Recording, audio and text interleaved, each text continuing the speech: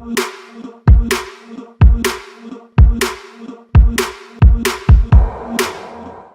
Guys, மீண்டும் நம்ம கூட வந்து தனுஷ் ஜாயின் பண்ணியிருக்காரு. ஸோ இன்னைக்கு வீடியோல அவர் என்ன கேட்கிறாரு அப்படின்றத பார்க்கலாம். சார், இன்னைக்கு என்னோட கேள்வி கொஞ்சம் டிஃப்ரெண்டான கேள்வி சார். ஏன்னா இது நிறைய பேருக்கு இருக்க டவுட்னு வச்சுக்கலாம்.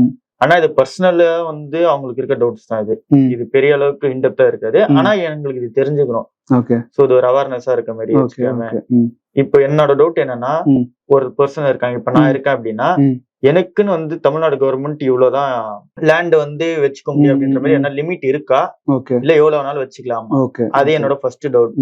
ரெண்டாவது டவுட் என்னன்னா, இல்ல சேரிட்டி மூலமா நிறைய பேர் லேண்ட்லாம் வச்சிருக்காங்கல்ல, அது எனக்கு தெரிஞ்ச வரைக்கும் அது அன்லிமிட்டட் தான் வச்சிருக்காங்க. எங்க இருக்குன்னே தெரியல ஒரு சேரிட்டி பேர்லயும். நான் சிங்கிள் பர்சனா இருந்து அவங்க சேரிட்டிக்கு மாத்திட்டேன்னா லேண்ட் அவங்கவுங்க அதிகமா வச்சிருக்காங்க. ஆனா சிங்கிள் பர்சனால வச்சுக்க முடியாது அப்படின்னு மட்டும் எனக்கு தெரியும்.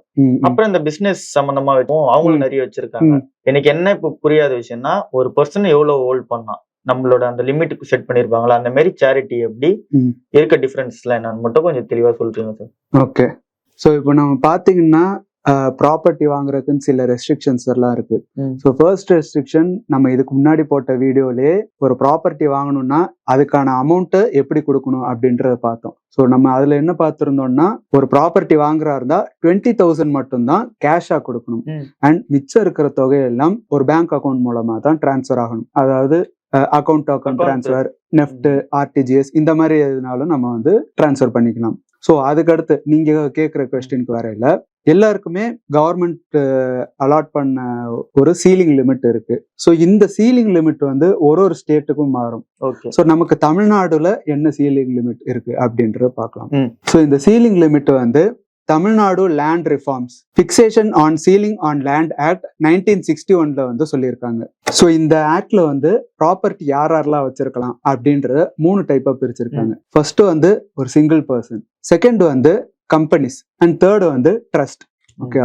ஸோ இப்போ சிங்கிள் பர்சன் வரையில ஒரு ஃபேமிலியில 5 பேர் இருக்காங்கன்னா அந்த ஃபேமிலி வந்து 15 ஏக்கர் நிலம் வந்து வச்சுக்கலாம். ஒரு ஃபேமிலி இருக்காங்கன்னா அதுல 5 பேர் இருந்தா அதுல 15 ஏக்கர்.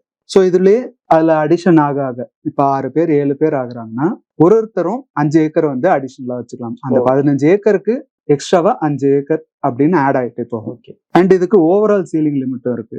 ஸோ நிறைய ஆள் இருக்காங்க அப்படின்றதுனால நிறையாவும் வாங்க முடியாது. ஸோ ஓவராலா ஒரு ஃபேமிலி வந்து 30 ஏக்கர் நிலம் வந்து வச்சுக்கலாம். ஓகே. இப்ப நானு, என் ஒய்ஃப், அதுக்கப்புறம் எனக்கு 3 பசங்க இருக்காங்கன்னா நான் வந்து 15 ஏக்கர் வச்சுக்கலாம். இதுவே எனக்கு 4 பசங்க 5 பசங்க இருக்காங்கன்னா எக்ஸ்ட்ரா 5 ஏக்கர் இன்னும் 10 ஏக்கர் அப்படின்னு ஒரு 25 ஏக்கரை வச்சுக்கலாம். அண்ட் ஓவராலா ஒரு ஃபேமிலி வந்து 30 ஏக்கர் வச்சுக்கலாம். Maximum limit 30 acre. அண்ட் இதை தவிர வந்து சீதனமா சில வீடுகள்ல ப்ராப்பர்ட்டி தருவாங்க.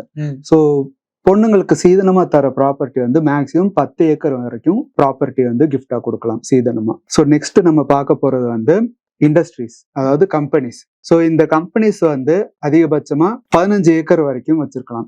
இந்த 15 ஏக்கர் வந்து ட்ரை லேண்டா இருக்கணும், அதாவது புஞ்சை நிலமா இருக்கணும். ஸோ இந்த ட்ரை லேண்ட் அப்படின்றது ஒரு வாட்டர் பாடியில இருந்து தள்ளி இருக்கணும். ஸோ அதுதான் ட்ரை லேண்டுன்னு சொல்லுவோம்.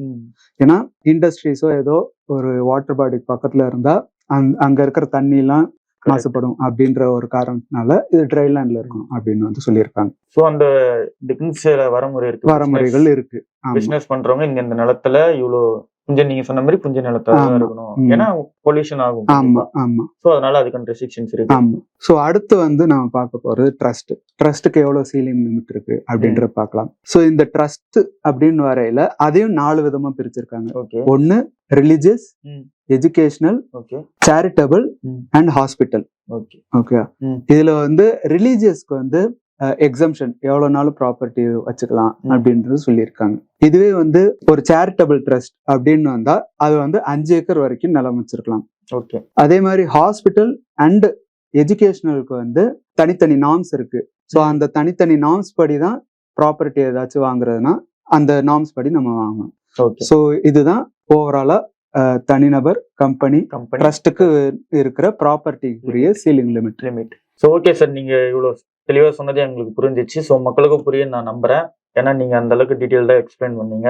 இப்போ என்னன்னா, மக்கள் வந்து இப்போ பாக்குறவங்களுக்கு இப்போ ஒரு சில டவுட் வரும். முக்கியமா கிராமத்துல இருக்கவங்களா இருக்கட்டும், பிசினஸ் பண்றவங்களா இருக்கட்டும், அவங்க எல்லாம் ப்ராப்பர்ட்டிய நீங்க சொன்ன லிமிட்டுக்கு அதிகமா வச்சிருக்கலாம். சேரிட்டபிள் ட்ரஸ்ட் சோ அதுல ஒரு பெரிய இஷ்யூ இருக்க போறது இல்ல. சோ இந்த 2 பீப்புள் இருக்காங்கல்ல, தனிநபர் பர்சன் அதான் ஃபேமிலி, அந்த நீங்க சொன்னீங்களே சீதனமா தர்றது.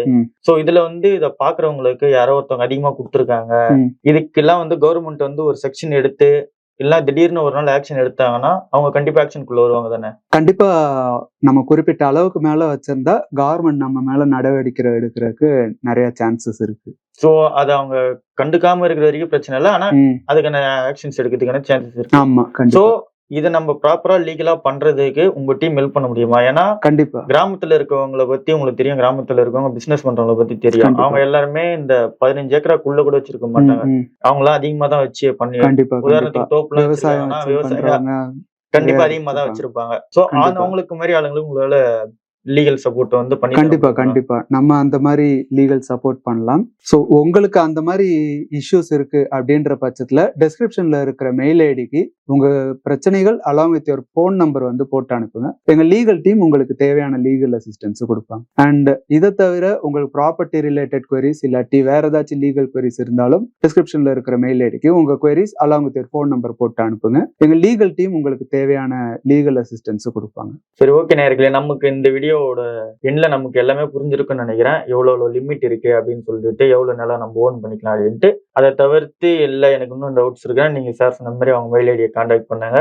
இதை தவிர்த்தும் இதுக்கப்புறம் வர வீடியோஸ்லாம் இன்னும் சூப்பரா பண்றதுக்கு ஐடியா வச்சிருக்கோம். நிறைய டவுட்ஸ் நானே எடுத்துட்டு வர போறேன். சாரும் அவரும் நிறைய விஷயம் வந்து பேசுறதுக்கு ரெடியா இருக்காரு. சோ இதை நீங்க உடனுக்குடனே நீங்க பார்க்கணும் அப்படின்னா நீங்க சப்ஸ்கிரைப்ன்ற பட்டன் இருக்கும். ஸோ சப்ஸ்கிரைப் பண்ணிக்கோங்க, நோட்டிபிகேஷன் ஆன் பண்ணி வச்சுக்கோங்க. அப்படி ஆன் பண்ணி வச்சீங்கன்னா தான் நாங்க போடுற வீடியோ உடனே உங்களுக்கு வந்து சேரும். அது உங்களுக்கு பாக்குறதுக்கு ஹெல்ப்ஃபுல்லா இருக்கும். உடனே அப்டேட் உங்களுக்கும் வந்துடும். சோ நன்றி சார், இன்னைக்கான கேள்வி நீங்க சொன்னதுக்கு.